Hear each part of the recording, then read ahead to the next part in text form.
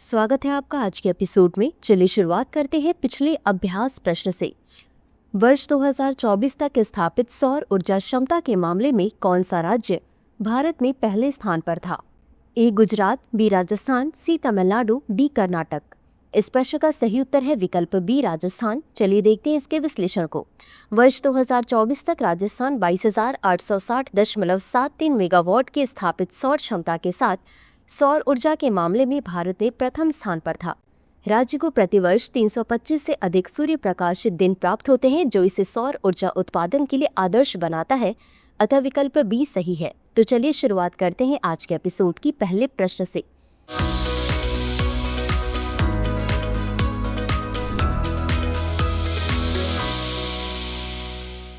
न्यूनतम समर्थन मूल्य के संबंध में निम्नलिखित कथनों पर विचार करें। 1. यह वह न्यूनतम राशि है जो सरकार द्वारा किसानों की उपज खरीदने पर उन्हें दी जाती है। 2. इसकी स्थापना वर्ष 1965 में राष्ट्रीय खाद्य सुरक्षा को बढ़ाने के लिए कृषि मूल्य आयोग, जिसे बाद में CACP नाम दिया गया, की स्थापना करके की गई थी। 3. कृषि लागत एवं मूल्य आयोग भारत में उगाई जाने वाली सभी फसलों के लिए MSPs की सिफारिश करता है। उपर्युक्त कथनों में से कितने सही है? ए केवल 1, बी केवल 2, सी सभी 3, डी कोई भी नहीं। इस प्रश्न का सही उत्तर है विकल्प ए केवल 1। चलिए देखते हैं इसके विश्लेषण को। न्यूनतम समर्थन मूल्य या MSP यह किसानों को सरकार द्वारा उनकी उपज खरीदने पर दी जाने वाली गारंटीकृत राशि है, अतः कथन 1 सही नहीं है। यह राष्ट्रीय खाद्य सुरक्षा को सुदृढ़ करने हेतु वर्ष 1965 में कृषि मूल्य आयोग, जिसे बाद में मूल्य आयोग फसलें और मूल्य आयोग के रूप में जाना गया, की स्थापना द्वारा आरंभ किया गया एक बाजार हस्तक्षेप उपाय है, अतः कथन 2 सही है। CACP 22 अनिवार्य फसलों के लिए न्यूनतम समर्थन मूल्य और गन्ने के लिए उचित एवं लाभकारी मूल्य की सिफारिश करता है, अतः कथन 3 सही नहीं है। अगला प्रश्न है, रोजगार लिंक्ड प्रोत्साहन योजना के संबंध में निम्नलिखित कथनों पर विचार करें। 1. इस योजना के अंतर्गत पहली बार रोजगार प्राप्त करने वाले कर्मचारियों को प्रतिमाह अधिकतम 15,000 रुपये तक का वेतन प्रदान किया जाएगा। 2. सरकार ऐसे नियोक्ताओं को 2 वर्षों तक प्रति कर्मचारी 3,000 रुपये प्रतिमाह तक की प्रोत्साहन राशि प्रदान करेगी, जो प्रत्येक नए कर्मचारी को न्यूनतम 6 माह तक निरंतर रोजगार प्रदान करते हैं। 3. EPFO के साथ पंजीकृत प्रतिष्ठानों के लिए यह अनिवार्य होगा कि वे कम से कम 6 माह की अवधि तक निरंतर आधार पर न्यूनतम 2 अतिरिक्त कर्मचारियों की नियुक्ति करें। उपर्युक्त कथनों में से कितने सही है या सही है? ए केवल 1, बी केवल 2, सी सभी 3, डी कोई नहीं। इस प्रश्न का सही उत्तर है विकल्प सी, रोजगार से जुड़ी प्रोत्साहन ELI योजना। इस योजना के अंतर्गत पहली बार रोजगार प्राप्त करने वाले कर्मचारियों को प्रतिमाह अधिकतम 15,000 रुपये तक का वेतन प्रदान किया जाएगा, अतः कथन 1 सही है। सरकार ऐसे नियोक्ताओं को 2 वर्षों तक प्रति कर्मचारी 3,000 रुपये प्रतिमाह तक की प्रोत्साहन राशि प्रदान करेगी, जो प्रत्येक नए कर्मचारी को न्यूनतम 6 माह तक की निरंतर रोजगार प्रदान करते हैं, अतः कथन 2 सही है। कर्मचारी भविष्य निधि संगठन के अंतर्गत पंजीकृत प्रतिष्ठानों को पात्रता हेतु कम से कम 6 माह की निरंतर अवधि के लिए अतिरिक्त कर्मचारियों की नियुक्ति अनिवार्य होगी। 50 से कम कर्मचारियों वाले नियोक्ताओं को न्यूनतम 2 अतिरिक्त कर्मचारियों तथा 50 से अधिक कर्मचारियों वाले नियोक्ताओं को न्यूनतम 5 अतिरिक्त कर्मचारियों की नियुक्ति करनी होगी, अतः कथन 3 सही है। अगला प्रश्न है, आधार सक्षम भुगतान प्रणाली या AEPS के संबंध में निम्नलिखित कथनों पर विचार करें। 1. इससे OTPs, बैंक खाता विवरण और अन्य वित्तीय जानकारी की आवश्यकता समाप्त हो जाती है। 2. इसे भारतीय राष्ट्रीय भुगतान निगम द्वारा लॉन्च किया गया, जो भारतीय रिजर्व बैंक और भारतीय बैंक संघ के बीच एक सहयोगात्मक प्रयास है। 3. यह विभिन्न बैंकों और वित्तीय संस्थानों के बीच अंतर संचालन को सक्षम बनाता है, जिससे ग्राहक किसी भी बैंक के माइक्रो ATM के माध्यम से अपने बैंक खातों तक पहुंच सकते हैं। उपर्युक्त कथनों में से कितने सही है या सही है? ए केवल 1, बी केवल 2, सी सभी 3, डी कोई भी नहीं। इस प्रश्न का सही उत्तर है विकल्प सी सभी 3। चलिए देखते हैं इसके विश्लेषण को।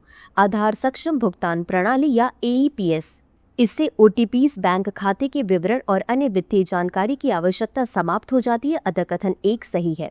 यह पहल भारतीय राष्ट्रीय भुगतान निगम द्वारा शुरू की गई थी, जो भारतीय रिजर्व बैंक और भारतीय बैंक संघ का एक सहयोगात्मक प्रयास है, अतः कथन 2 सही है।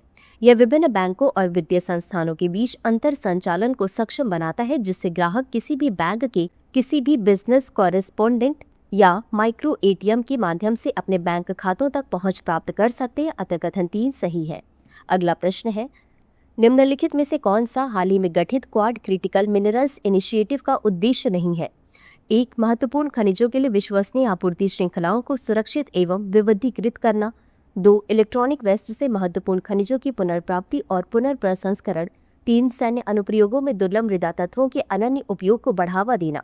नीचे दिए गए कोड का उपयोग करके सही उत्तर चुनें। ए केवल 1 और 2, बी केवल 3, सी केवल 2 और 3, डी 1, 2 और 3। इस प्रश्न का सही उत्तर है विकल्प बी केवल 3। चलिए देखते हैं इसके विश्लेषण को। क्वाड क्रिटिकल मिनरल्स पहल। भारत, ऑस्ट्रेलिया, जापान और संयुक्त राज्य अमेरिका से मिलकर बने क्वाड ने महत्वपूर्ण खनिज आपूर्ति श्रृंखलाओं को सुरक्षित करने के उद्देश्य से एक पहल शुरू की है। यह पहल नई प्रौद्योगिकियों के लिए आवश्यक इन महत्वपूर्ण संसाधनों पर चीन के प्रभुत्व को लेकर बढ़ती चिंताओं का जवाब है। क्वाड क्रिटिकल मिनरल्स इनिशिएटिव का उद्देश्य इलेक्ट्रिक वाहन, इलेक्ट्रॉनिक्स और रक्षा जैसे क्षेत्रों में उपयोग किए जाने वाले महत्वपूर्ण खनिजों के लिए एक वैकल्पिक आपूर्ति श्रृंखला बनाता है। यह विश्वसनीय आपूर्ति श्रृंखलाओं को सुरक्षित और विविधीकृत करने, इलेक्ट्रॉनिक अपशिष्ट, ई कचरा, महत्वपूर्ण खनिजों की पुनर्प्राप्ति और पुनर्प्रसंस्करण जैसे प्राथमिकताओं पर सहयोग को मजबूत करेगा। यह पहल सुरक्षा बढ़ाने और एक प्रमुख आपूर्तिकर्ता पर निर्भरता कम करने के लिए क्वाड की प्रतिबद्धता को रेखांकित करती है, अतः विकल्प बी सही है। अगला प्रश्न है, संविधान के अनुच्छेद 326 के तहत मतदाता माने जाने के लिए निम्नलिखित में से कौन सी शर्त पूरी होनी चाहिए? 1. व्यक्ति भारत का नागरिक होना चाहिए। 2. व्यक्ति की आयु उपयुक्त कानून द्वारा निर्धारित तिथि को कम से कम 21 वर्ष होनी चाहिए। 3.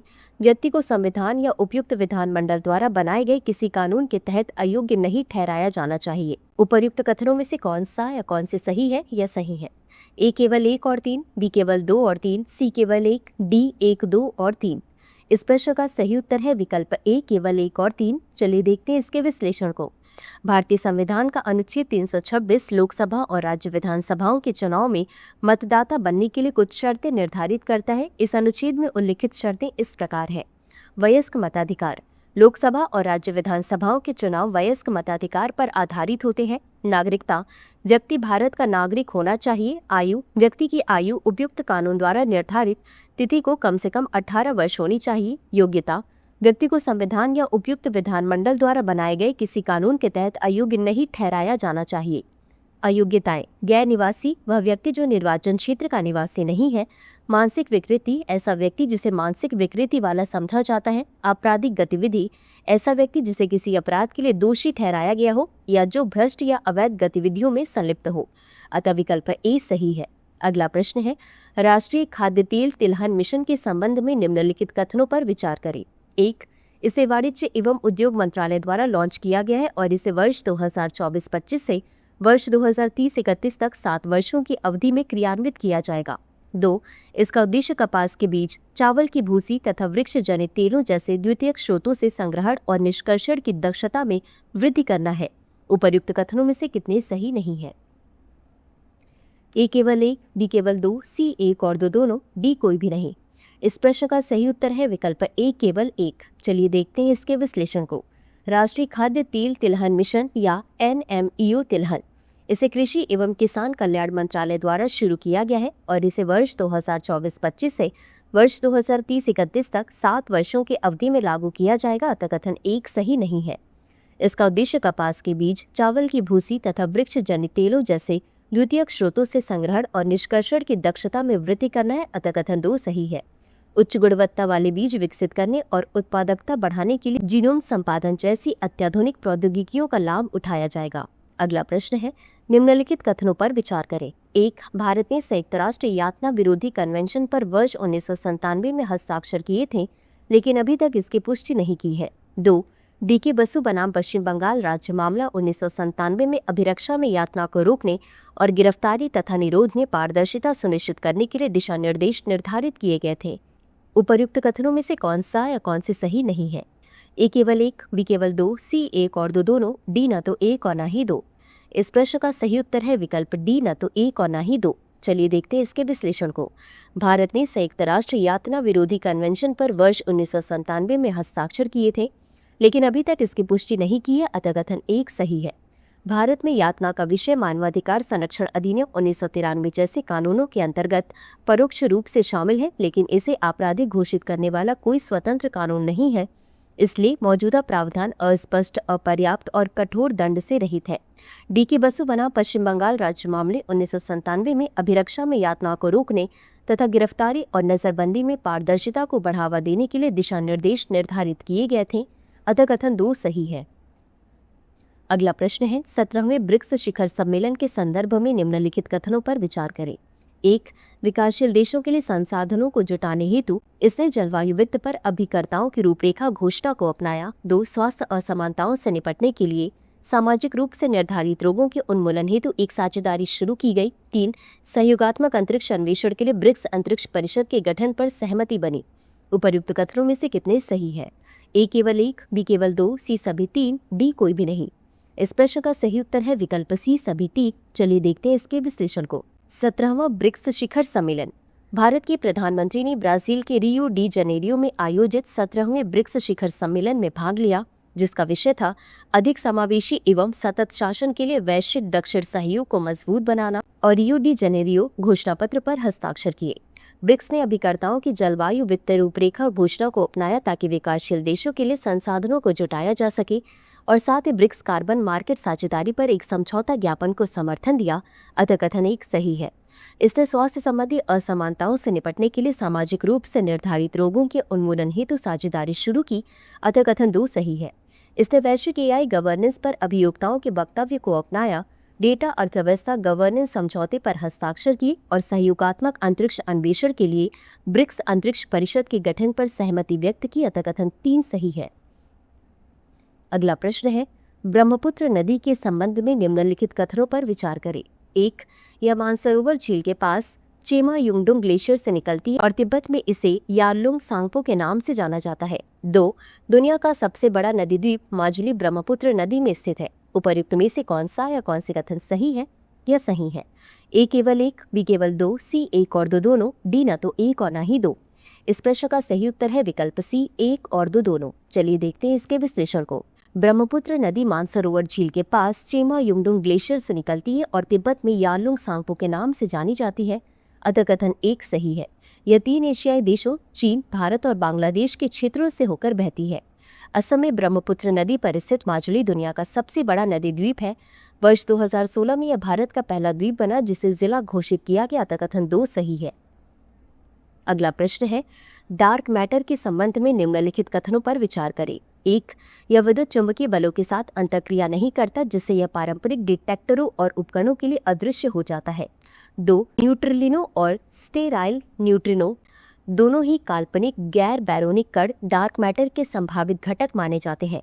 उपर्युक्त में से कौन सा या कौन से कथन सही है या सही है? ए केवल 1, बी केवल 2, सी 1 और 2 दोनों, डी न तो 1 और न ही 2। इस प्रश्न का सही उत्तर है विकल्प सी 1 और 2 दोनों। चलिए देखते हैं इसके विश्लेषण को। डार्क मैटर एक ऐसा अदृश्य तत्व है जो किसी भी प्रकार का प्रकाश या ऊर्जा नहीं उत्सर्जित करता, जिससे इसे पारंपरिक वैज्ञानिक उपकरणों से प्रत्यक्ष रूप से मापा या देखा नहीं जा सकता। डार्क मैटर विद्युत चुंबकीय बलों के साथ परस्पर क्रिया नहीं करता है, इसलिए यह न तो प्रकाश को अवशोषित करता है, न परावर्तित करता है और न ही उत्सर्जित करता है, जिससे इसका पता लगाना मुश्किल हो जाता है। अतः कथन 1 सही है। न्यूट्रिलिनो और स्टेराइल न्यूट्रिनो दोनों ही काल्पनिक गैर बैरियोनिक कण डार्क मैटर के संभावित घटक माने जाते हैं। अतः कथन 2 सही है। इसी के साथ अंत में देख लेते हैं आज के अभ्यास प्रश्न को। हाल ही में किस राज्य ने सभी राज्य सरकार की नौकरियों में महिलाओं के लिए मौजूदा 35% आरक्षण के लिए अधिवास नियम को मंजूरी दी है? ए बिहार, बी उत्तर प्रदेश, सी राजस्थान, डी झारखंड। इस प्रश्न का उत्तर कमेंट बॉक्स में जरूर दें। आज के लिए बस इतना ही। धन्यवाद। डियर व्यूअर्स, अपने एग्जाम की तैयारी को और बेहतर करने के लिए हमारे चैनल को लाइक, शेयर और सब्सक्राइब करना न भूलें।